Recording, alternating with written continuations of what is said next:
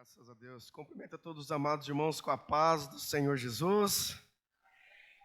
Louvado seja Deus. Irmãos, para Raquel e eu, é uma alegria muito grande estarmos aqui com os irmãos mais uma vez, nessa igreja que nós temos um carinho muito grande.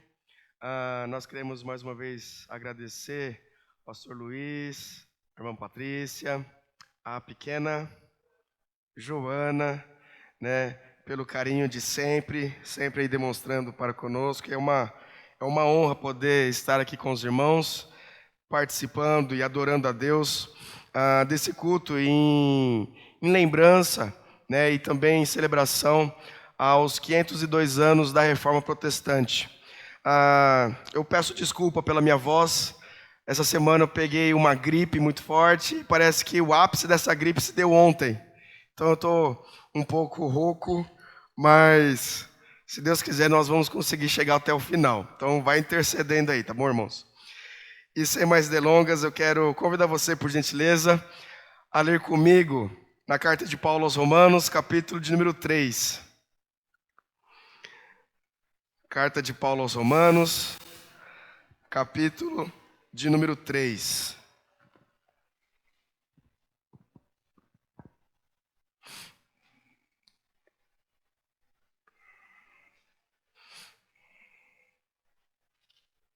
Nós vamos estar lendo os versos de número 10 ao de número 12. Carta de Paulo aos Romanos, capítulo de número 3, versículos 10 e 12. Diz assim a palavra do Senhor: Como está escrito, não há justo, nenhum sequer, não há quem entenda, não há quem busque a Deus. Todos se extraviaram, a uma se fizeram inúteis. Não há quem faça o bem, não há nenhum sequer. Vamos orar mais uma vez? Querido Deus, nós estamos aqui, Senhor, para celebrar ao Senhor, bendizer o Teu santo nome, render a Ti a gratidão, Senhor, por tudo aquilo que o Senhor vem fazendo nas nossas vidas, nas nossas casas, famílias e também no meio da Tua igreja, Senhor. No tempo presente, no decorrer da história. Sabemos que é o Senhor que controla, governa todas as coisas. E nesse momento nós estaremos, ó Pai, diante da Tua palavra. A Tua palavra, Senhor, que nos aponta o caminho, a Tua palavra que nos exorta, a Tua palavra que nos corrige, a Tua palavra que nos conforta. Senhor, fale conosco por meio do Teu Santo Espírito. E que cada um de nós que aqui estamos, possamos sair daqui nessa noite alimentados e ainda mais encantados com o Senhor. É a nossa oração e oramos em nome de Jesus. Amém. Graças a Deus. Queridos, recentemente saiu no cinema um filme que talvez você já tenha ouvido falar, ou talvez até já tenha assistido, o filme do Coringa. E o Coringa, ele é um personagem um tanto conhecido, não importa a sua idade, mas ao longo do tempo aí é um personagem muito conhecido de nós, seja as crianças hoje ou os vovôs, as vovós que aqui estão. O Coringa, ele é o arqui-inimigo do Batman, o super-herói Batman. E ele é talvez aí o vilão mais conhecido entre todos das histórias de super-herói. E eu não sei se você assistiu o filme que foi recém-lançado. Se você ainda não assistiu, pode ficar tranquilo, porque eu não vou contar o filme, tá bom? Mas o fato é o seguinte: se você for assistir, você vai perceber que esse é um filme que é daqueles que nós levamos para casa. É aquele filme que depois que você assiste, você vai dormir com esse filme na sua cabeça, e depois você vai acordar com esse filme. E por quê? Porque ele é um filme, assim, muito bem feito. É um filme que ele tem ali uma história, uma produção extraordinária. É aquele tipo de filme que prende você do começo ao fim. Mas o fato é o seguinte: esse filme é um filme pesado. é um filme denso. Esse é um filme perturbador. Quando a gente olha para esse filme, nós vemos ali o contexto. Existe ali a tão conhecida cidade de Gotham. E do começo ao fim, essa cidade ela já está mal, ela está não está nada bem, e ela está cada vez mais mergulhando numa velocidade absurda, num caminho de deterioração. Ela está afundando cada vez mais. E aí então nós vemos um personagem, o Coringa, né? E esse camarada, ele mergulha cada vez mais na prática de ações hediondas, sem qualquer pingo de senso de certo e de errado, sem nenhum pingo, de nenhuma gota de remorso. E aí, se não bastasse isso, ele se torna o símbolo de inspiração para a maldade naquela cidade. E aí, queridos, nós vemos esse vilão, um vilão que está sempre com um sorriso no rosto, um vilão que tem como uma característica as suas gargalhadas. E de alguma forma, por conta disso, por conta desse semblante feliz, por conta desse sorriso, por conta dessas gargalhadas, nós imaginamos, nós esperamos ver algum tipo de bondade no filme, na história. Mas o grande ponto do filme não existe bondade. Não existe bondade no filme. Não existe esperança. Não há beleza, não há um herói, e não há também uma redenção. Quando você olha para um filme como esse, você percebe que embora o grande vilão tenha ali um sorriso no seu rosto, mas na verdade não há motivo nenhum para se ter um rosto feliz. E amados irmãos, esse filme não é um filme que retrata a vitória do bem contra o mal. Pelo contrário, na verdade, nesse filme, esse duelo, essa luta, ela nem chega a acontecer. Ela nem chega a existir. Mas mostra ali o mal como um beco sem saída. Mostra, na verdade, como se todos estivessem encurralados pela maldade. E amados irmãos, essa é a triste e essa é a crua realidade da humanidade sem um Redentor. Esse filme nos mostra um pouco sobre a depravação total do homem. Mostra para nós e deixa muito evidentes para nós sobre os danos, os profundos danos do pecado. E é claro que para nós, que sem ter uma intervenção externa da graça salvífica de Deus, fica evidente para mim e para você que somos povo de Deus e que pela graça dele conhecemos a Bíblia, fica claro para nós que sem essa intervenção da graça de Deus, todos nós que aqui estamos, se não fosse pela graça de Deus, todos nós seríamos em alguma medida como um coringa. Se não fosse a graça comum de Deus sustentando todas as coisas, todos nós estaríamos numa espécie de Gotham, num lugar completamente destruído, num lugar sem noção de certo e errado, num lugar sem absolutos, onde o mal e o bem é completamente relativizado. E o texto que nós lemos diz: não há justo.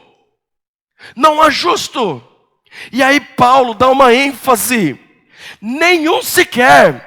Ele acabou de dizer que não há nenhum justo, não há justo, mas ele quer deixar isso bem claro: nenhum sequer.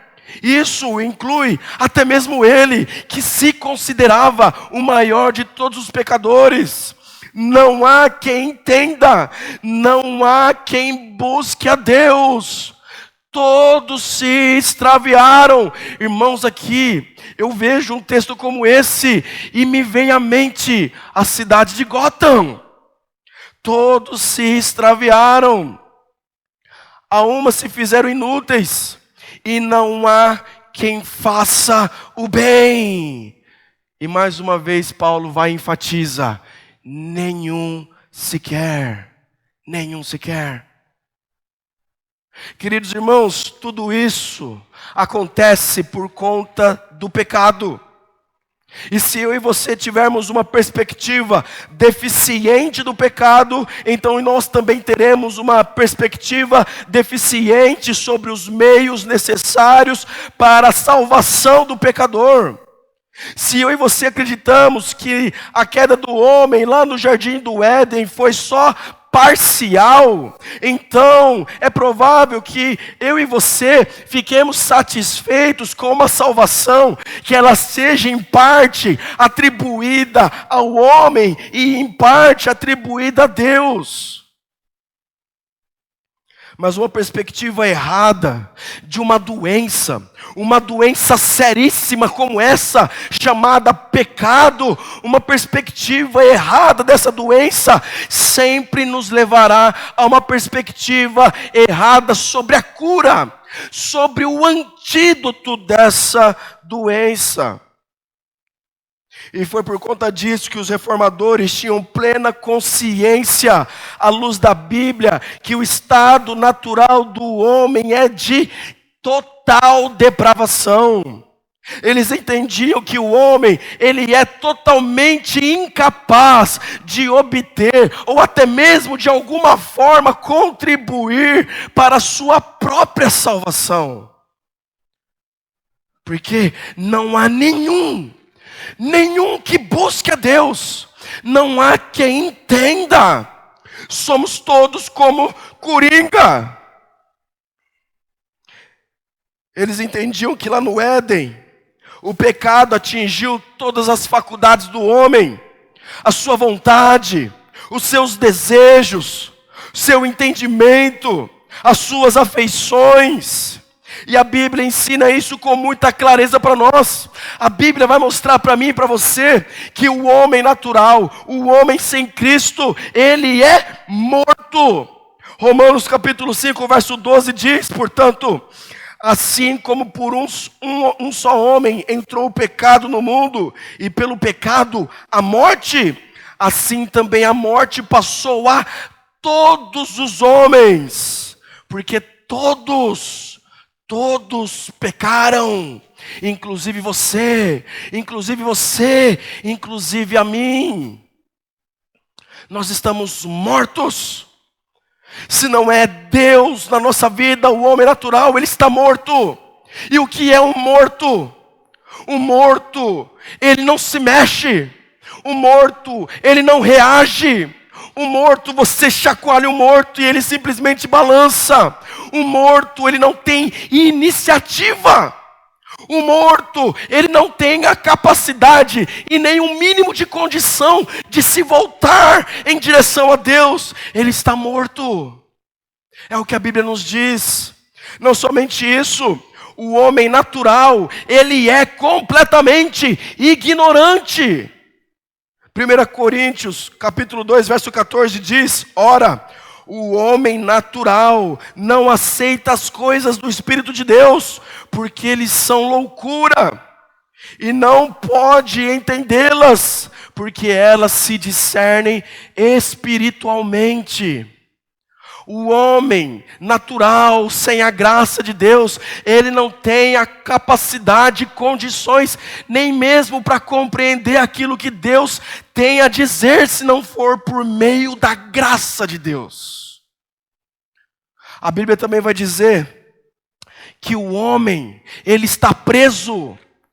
2 Timóteo, capítulo 2, verso 25 diz: disciplinando com mansidão os que se opõem, na expectativa de que Deus lhes conceda não só o arrependimento para conhecerem plenamente a verdade, mas também o retorno da sensatez, livrando-se eles dos laços do diabo, tendo sido feitos cativos por ele quem? Pelo diabo, para cumprirem a sua vontade.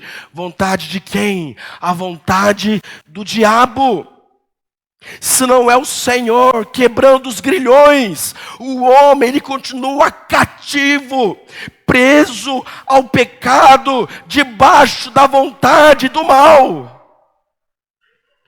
E a Bíblia também vai dizer que o homem natural, ele está cego. O homem natural, ele está surdo.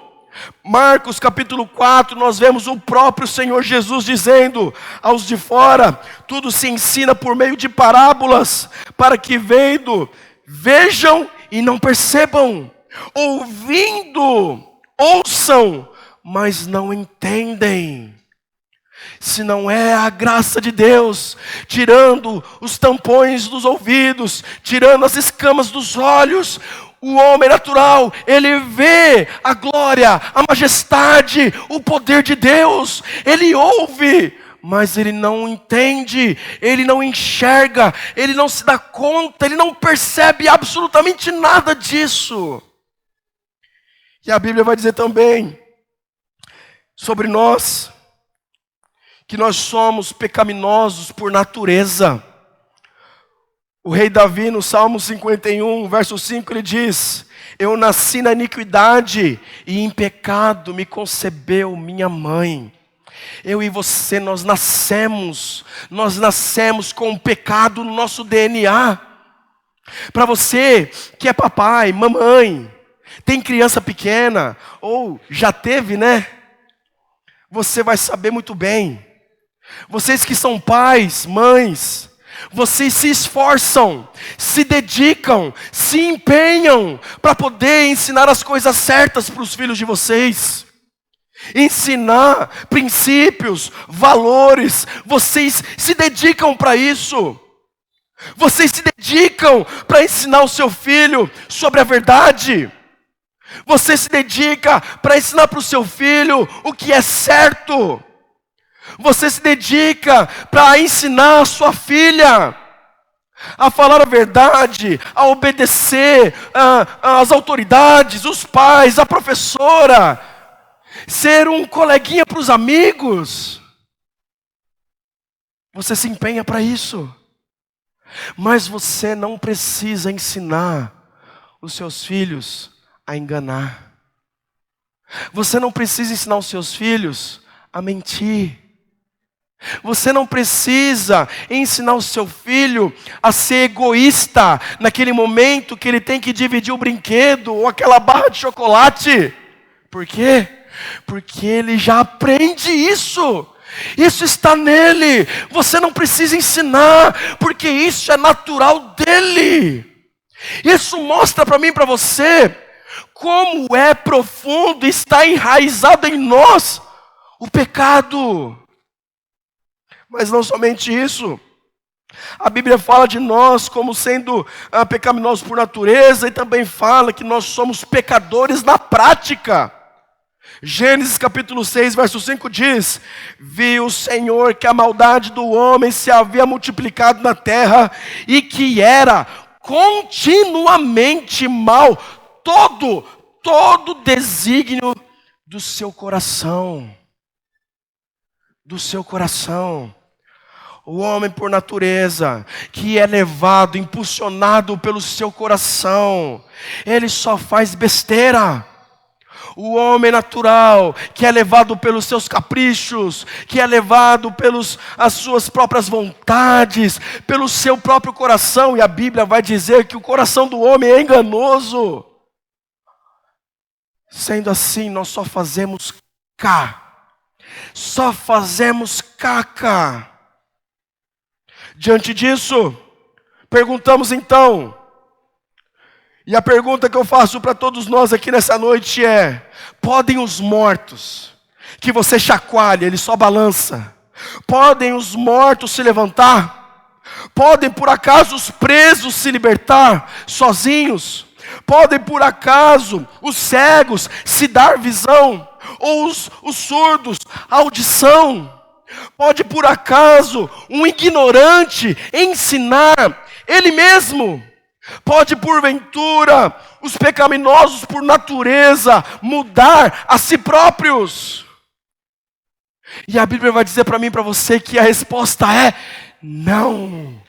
Não, sinto muito dizer isso para vocês, mas por conta própria nós não fazemos nada. Jeremias, capítulo 13, verso 23 diz: pode acaso o etíope mudar a sua pele, ou o leopardo mudar as suas manchas? Então poderia fazer o bem, vós estando tão acostumados a fazer o mal. Pega uma onça, meu irmão, se você tiver coragem.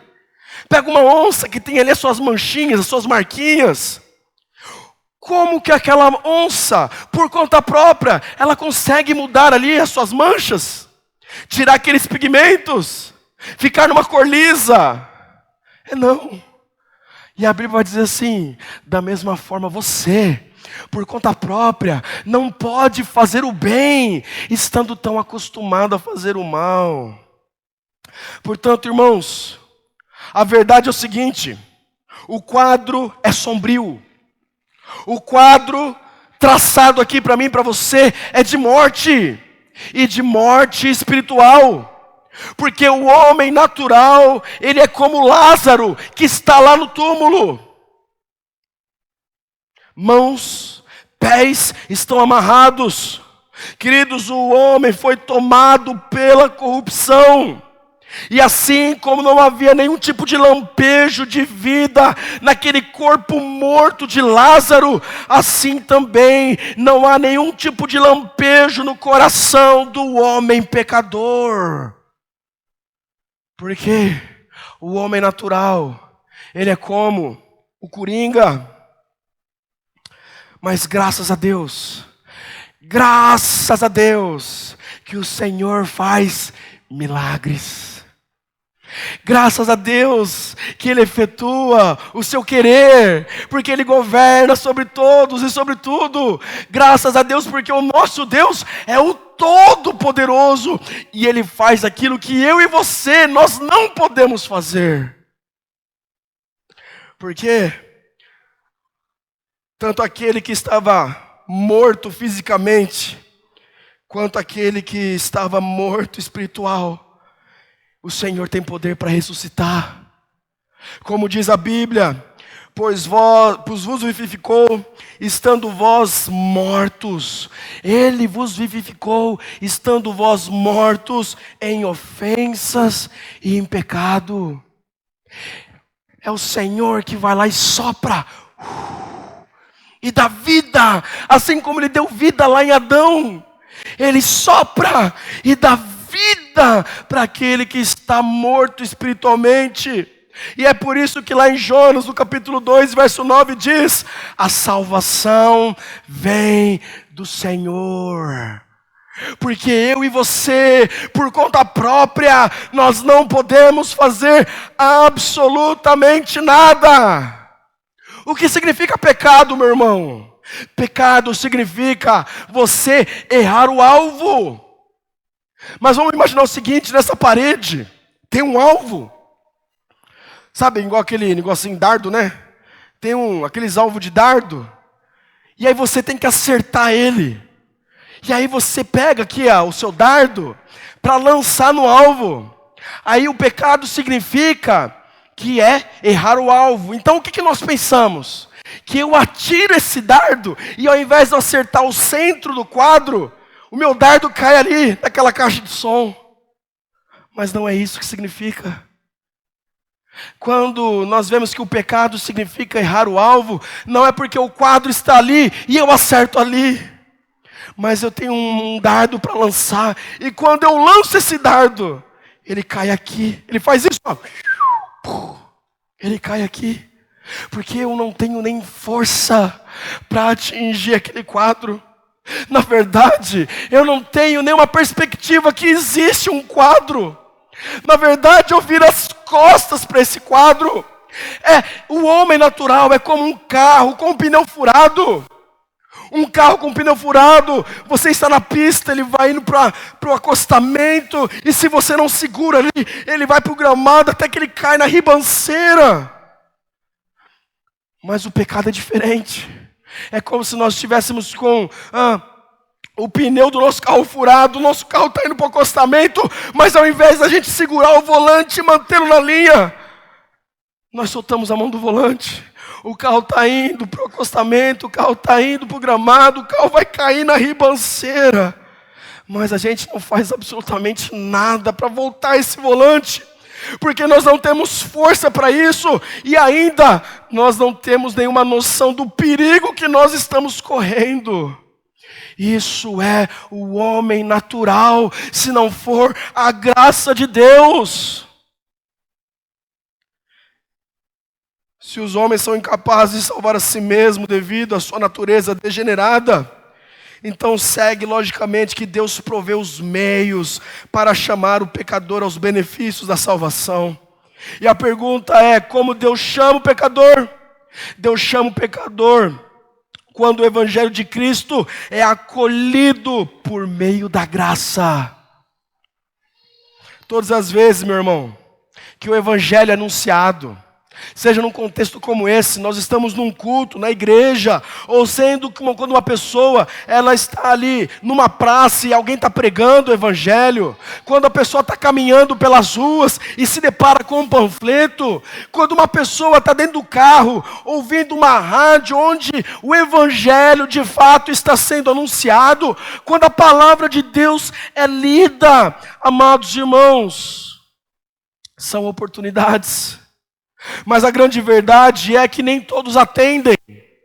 A grande verdade é que nem todos ficam incomodados com os seus pecados.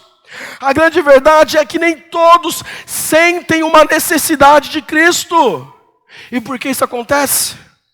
Porque diante desses momentos onde essas pessoas estão sendo chamadas, nós percebemos que existe aí aquilo que os teólogos chamam de 2 tipos de chamado.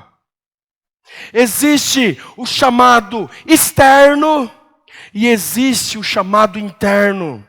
Queridos, o chamado externo é aquele que quando a pessoa, ela ouve o evangelho, ou ela lê o evangelho, aquilo entra nos ouvidos dela.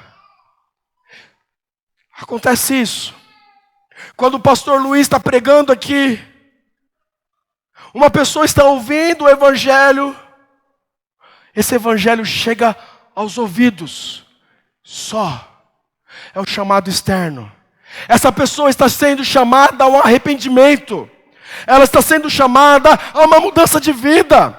Ela está sendo chamada a se voltar e crer, confiar em Cristo Jesus. Mas é só isso. Mas existe o chamado interno. E o chamado interno, amados irmãos, quando acontece esse chamado interno, é quando esse chamado exterior, quando essa palavra que entrou nos ouvidos, o Espírito Santo pega essa palavra e aplica no coração. E somente o Espírito Santo de Deus é capaz de fazer isso.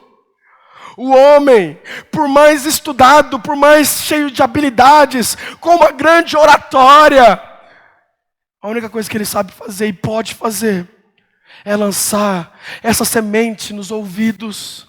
Mas é o Espírito Santo de Deus que pega aquilo que caiu nos ouvidos e coloca aquilo no coração do homem. Somente o Espírito Santo de Deus tem poder para fazer isso. E quando isso acontece, então há uma mudança. Quando isso acontece, essa pessoa, ela é regenerada. Por quê? Porque somente o Espírito Santo, como diz a Bíblia, que diz, é Ele que convence o homem do pecado, da justiça e do juízo. Somente o Espírito Santo de Deus. E amados irmãos, quando nós percebemos isso, quando nós nos deparamos com isso, nós de fato somos levados a dar glórias a Deus. É como nós lemos que é um dos pontos sintetizados da Reforma Protestante. Somente a Deus a glória. Porque não cabe ao homem, não cabe a um líder, não cabe a ninguém conduzir, salvar ninguém. Mas isso é uma obra que acontece somente e unicamente pelo Espírito Santo de Deus. E quando o Espírito Santo chama um homem, quando o Espírito Santo chama uma mulher, quando o Espírito Santo ele chama um jovem por sua graça, queridos, esse chamado, ele é irresistível. Sabe o que isso significa? Significa que Deus, Ele Deus jamais fica frustrado. Sabe aquela cena do tipo, poxa vida, eu queria tanto salvar ele, mas poxa vida, eu me empenhei tanto para isso, eu fiz isso, aquilo, outro, poxa vida, que agora eu magoei. Com Deus não tem isso. É um chamado irresistível. Quando o Espírito Santo de Deus toca no coração do homem, o homem, ele se abre, o homem, ele se derrama, ele se entrega. Porque é Deus que é o Todo-Poderoso, e não somos nós. É Deus. Por meio dele, para ele e por ele são todas as coisas. A ele, pois, a glória eternamente, amém. João capítulo 10, verso 27 diz: as minhas ovelhas ouvem a minha voz, eu as conheço e elas me seguem. Aqui, irmãos, é uma coisa que está definida. As minhas ovelhas, elas vão ouvir. E ao ouvir, quando acontecer esse chamado interior, elas vão me seguir. João capítulo 6, verso 37 diz: todo aquele que o Pai me dá, esse virá a mim.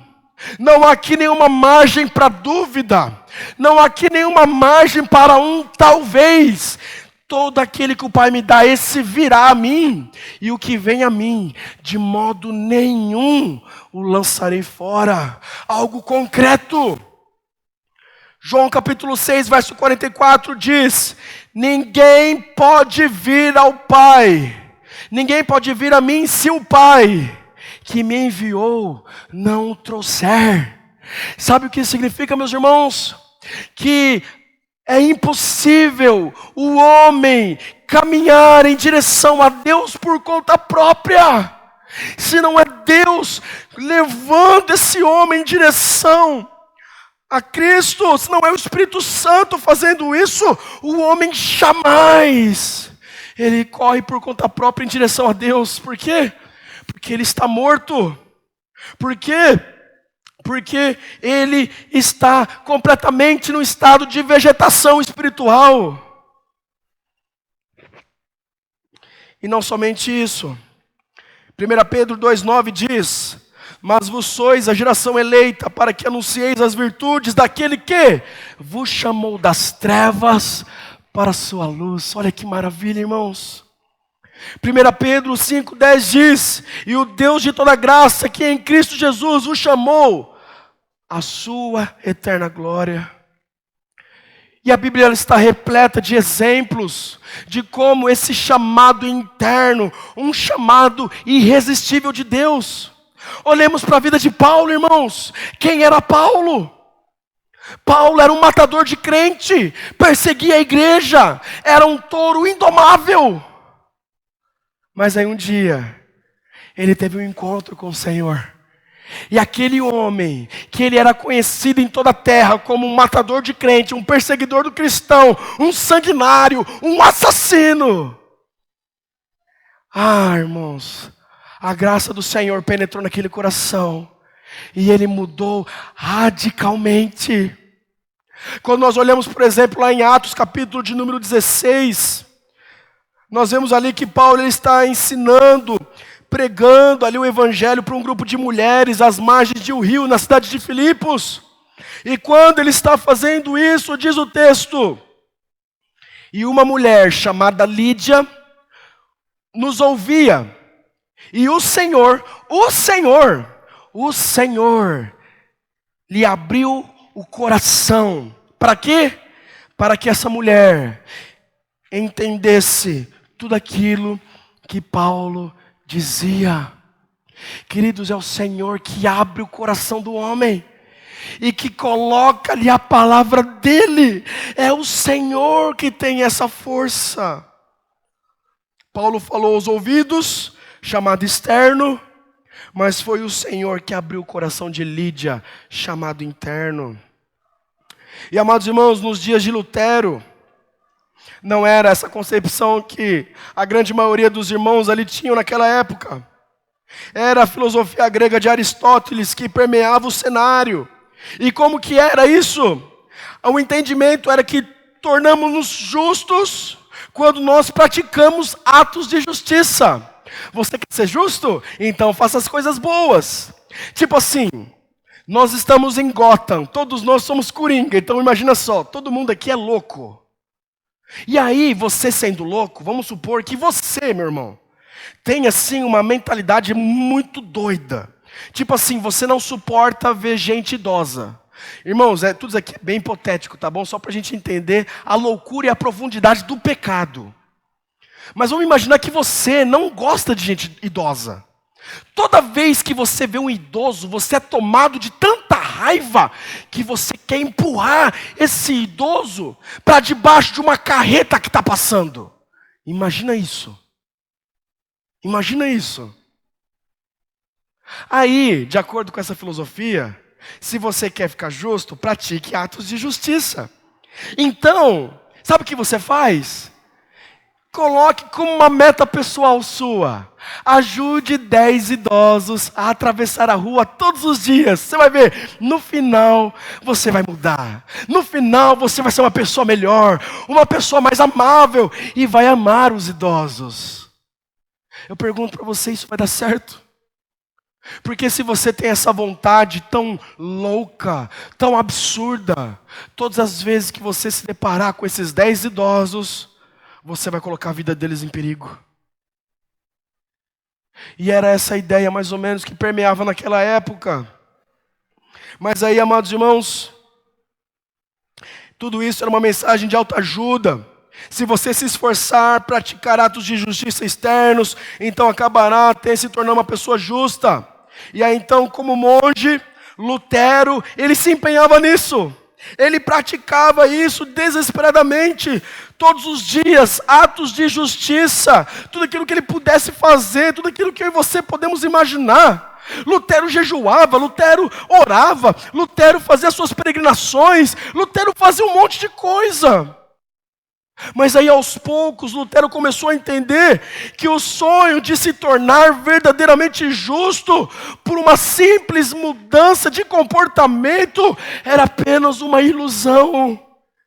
Porque eu e você, nós estamos mortos sem o Espírito Santo de Deus. Ao tentar se tornar justo pelos próprios esforços, Lutero, ele na verdade seguia pelo caminho oposto. E ele se afundava cada vez mais numa escravidão. Ele ficava cada vez mais desesperado. E aí então Lutero percebeu que o pecado não era um problema tão fácil de resolver. Na verdade, era um problema tão profundo que ele, por conta própria, não podia alcançar. Lutero percebeu que o problema do pecado vai até o âmago dos nossos corações. E esse problema é tão intenso dentro do ser humano, que esse problema, ele atinge ali tudo aquilo que nós queremos. Ele forma tudo aquilo que nós amamos. E o resultado é que se formos deixados por conta própria, nós nunca escolhemos a Deus. Porque, por natureza, nós não queremos a Deus.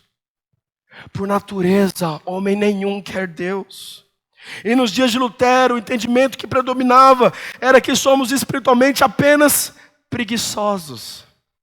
O entendimento que tinha naquela época, que era ministrado ali pela Igreja Católica Romana, é que o homem ele está espiritualmente apenas sonolento.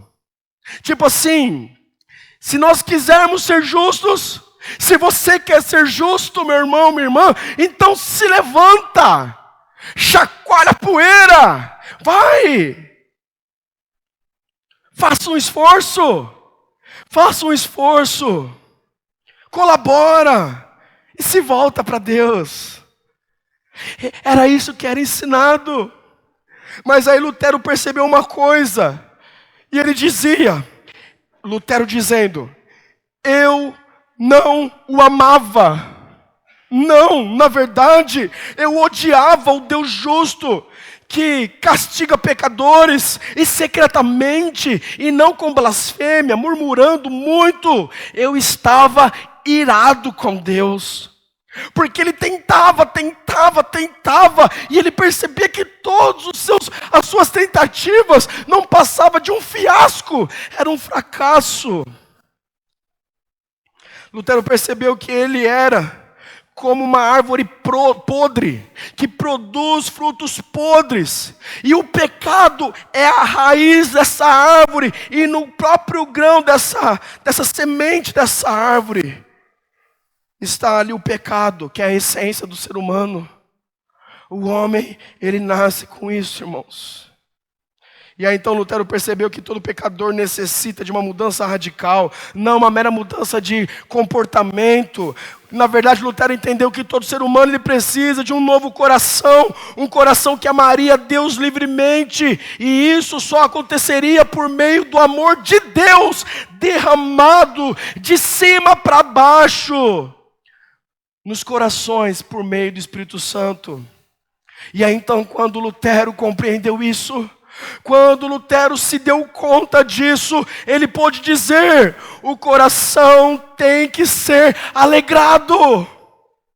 O coração tem de se aquecer e derreter no amor de Deus. Então, só depois, seguirão louvor e ações de graças com um coração puro. É quando as pessoas provam desse amor. É quando as pessoas, elas experimentam dessa graça. É quando as pessoas, elas sentem a glória de Deus pelo Evangelho. E quando tudo isso acontece, os olhos delas são abertos e os seus corações são transformados. E aí então, elas passam a verdadeiramente amar a Deus. Porque quando você vive pensando que se trata somente de mero comportamento, você consegue fazer coisas exteriores, atitudes, mas por dentro existe um coração que está em estado de morte.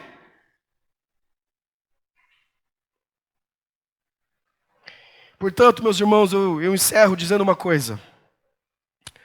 Se o problema do pecado não for compreendido, se nós não entendermos o que isso realmente significa, sabe o que isso resulta?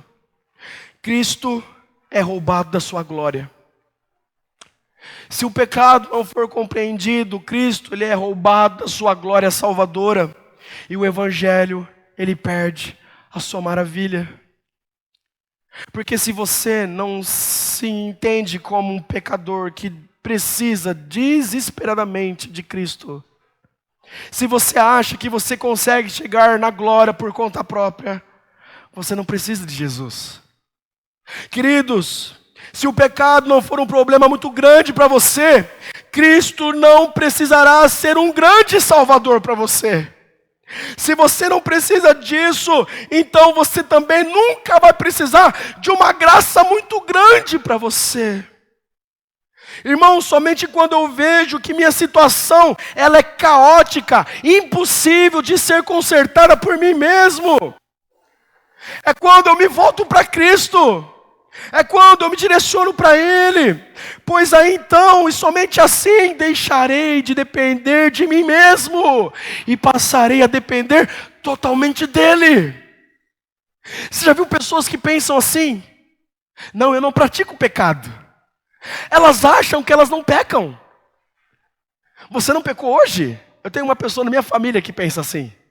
E é gostoso demais conversar, porque aí você começa, aí você fala, meu Deus. Não, eu não peco. Sério, você não peca? Poxa vida, de acordo com uma pesquisa, uma pessoa ela tem cerca de 40 mil pensamentos por dia. Quando você acorda e quando você vai dormir, você teve ali naquele dia 40 mil pensamentos. Será que desses 40 mil, nenhum foi um pensamento ruim? Tipo assim, a pessoa está dirigindo, fecha você no trânsito, e aí você não dá aquela vontade de ir. Nenhuma vez?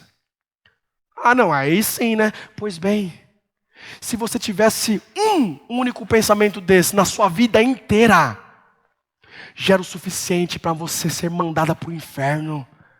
Porque Deus, Ele é santo. E o padrão de santidade de Deus é tão elevado. E Ele não passa a mão na cabeça de ninguém. Irmãos, todos nós precisamos desesperadamente de Cristo. Porque eu e você não temos somente um pensamento mau por dia. E quantos dias de vida nós temos?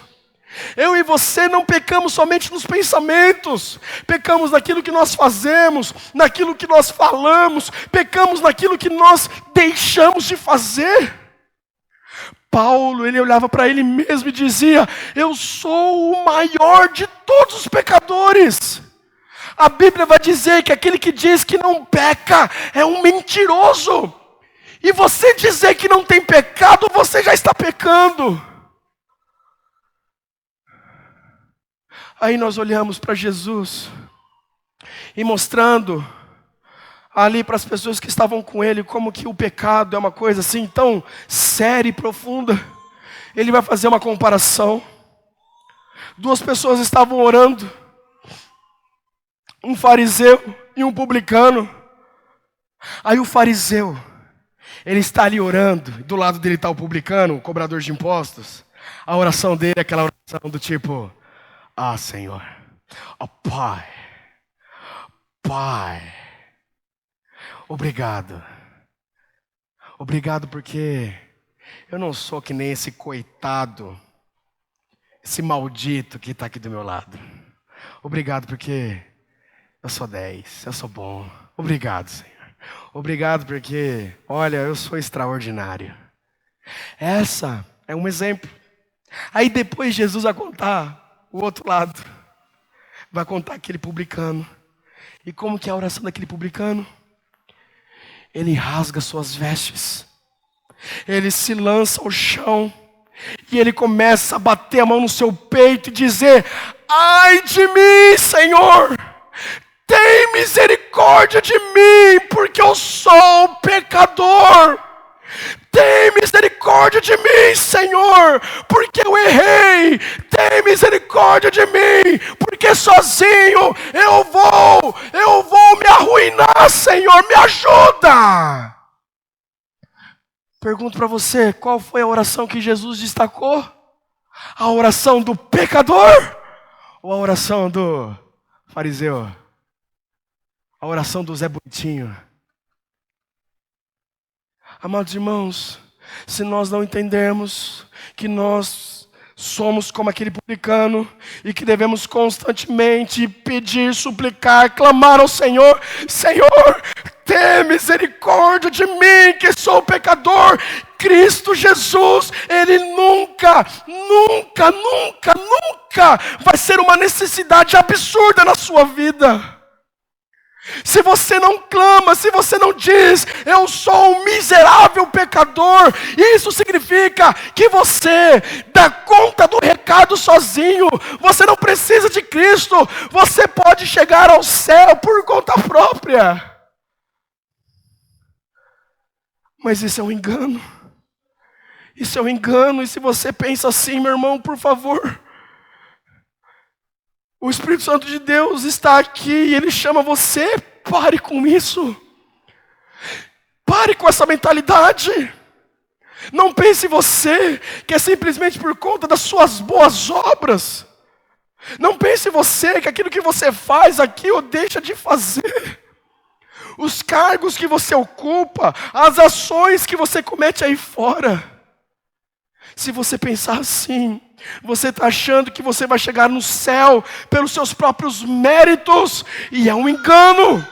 Cristo Jesus disse: eu sou o caminho, a verdade e a vida, e ninguém vem ao Pai senão por mim. É somente por meio dele. Não é por aquilo que você faz ou deixa de fazer. Se volte para ele.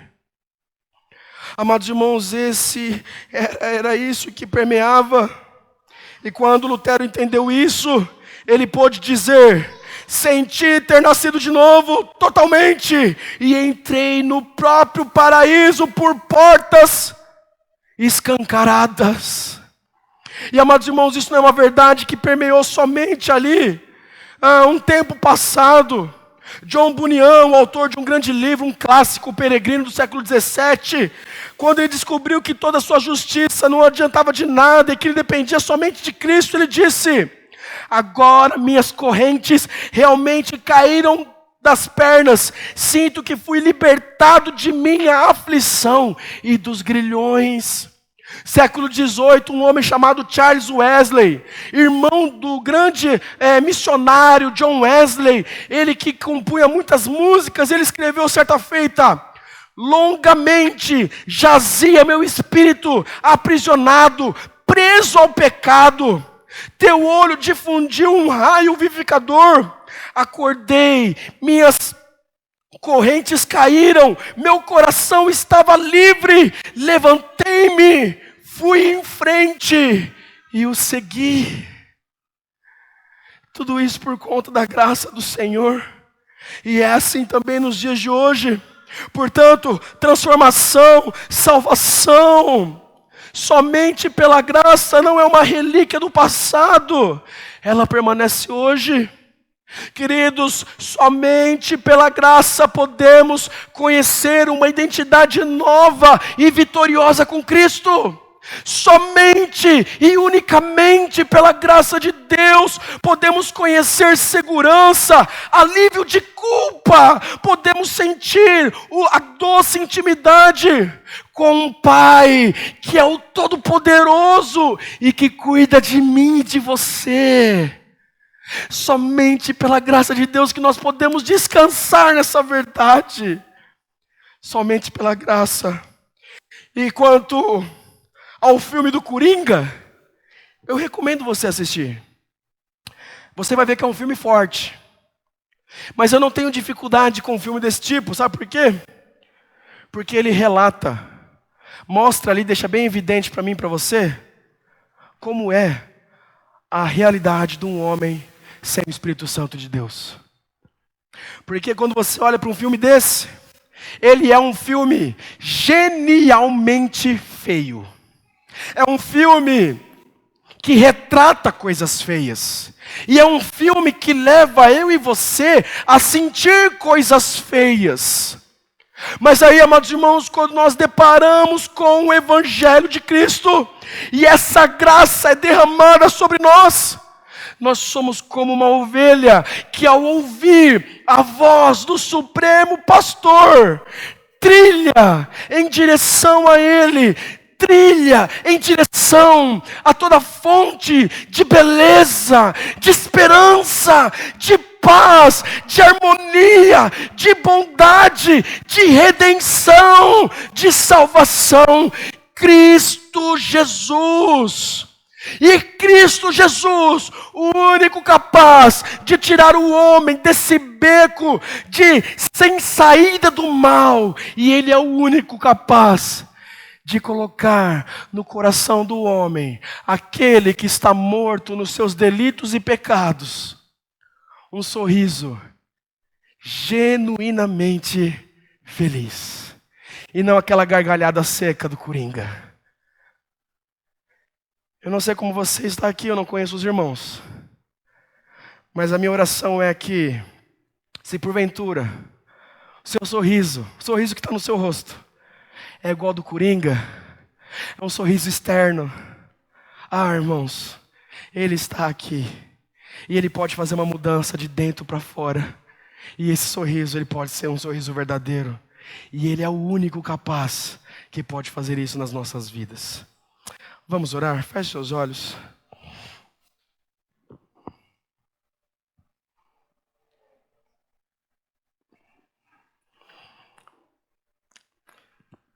Senhor meu Deus, aqui nós nos encontramos, Senhor.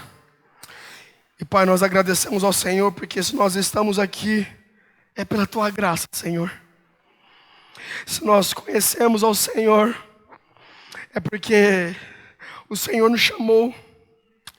Se nós o amamos, é porque o Senhor nos amou primeiro. Se nós estamos perto de Ti, que o Senhor tomou a iniciativa de vir ao nosso encontro, nos lavar, nos purificar, nos regenerar, Senhor. Oh, Papai querido, mas é o Senhor que conhece cada um dos corações que aqui está. E, meu Deus, muitas vezes nós somos levados a pensar que se trata de nós, quando na verdade tudo se trata de Ti. Deus, ajuda-nos, ó Pai, a compreender que não se trata das gotas do nosso suor, mas que se trata unicamente das gotas que foram derramadas na cruz do Calvário, Senhor. Nos leve, Senhor, a compreender o nosso verdadeiro estado e a nossa total dependência, necessidade absurda de Cristo Jesus. Oh Deus, que o Teu Espírito Santo venha, Senhor, e aplique a Tua palavra aos nossos corações. Rasgue, Senhor, os nossos corações. Muda, transforma os nossos corações. Se há corações de pedra, Senhor, somente o Senhor tem poder para fazer essa cirurgia, tirar esse coração de pedra e colocar um coração de carne que bate ali em reverência, em temor, em amor ao Senhor.